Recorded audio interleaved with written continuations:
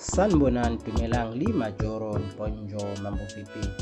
Usalokhu uqhubeke njalo ngokuqopha umlando umculo kaMaskandi lapha eNingizimu Afrika, njengoba sekubikwa ukuthi umenzi uMfokaMabizela le eMlambithi uyena mculi obahlule bonke kunyaka ka-2025 ngokustrinywa online kwinkundla kaSpotify.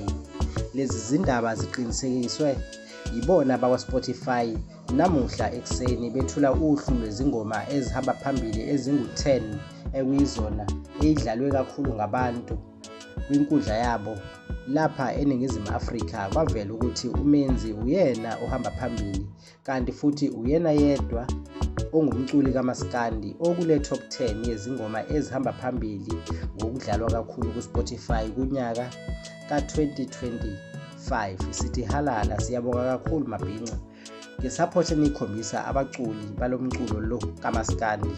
Ngizokhumbula ukuthi uMaskandi ubuthanda ukunambithiseki kahle kulaba beminye imikhakha yemculo lapha eNingizimu Afrika.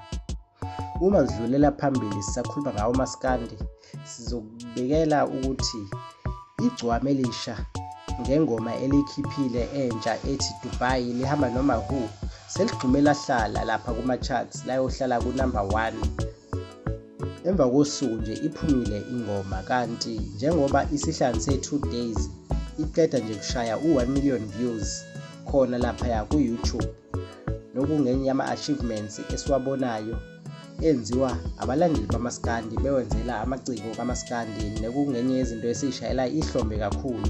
Kanti noKhuzani Mfokampungose usasekhona laphaya kuma-charts, iy'ngoma zakhe zisalandelana zintathu, seyiqede 2 weeks zihleli lapha kuma-charts zisalandelana zintathu, namanje njengoba de kunjalo zontathu seyidlulile ku-1 million views. Enye yazo izingoma yona-ke isihlanganise u-2 million views, okukhombisa ukuthi kuhamba kahle nakuyona insizwa yale phansi emandaba.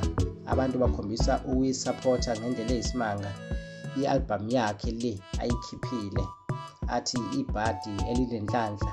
Zingake siziphethe okwamanje kwi-Artisans Galo, kuze kube ngokuzayo. Danke, kuyabonga.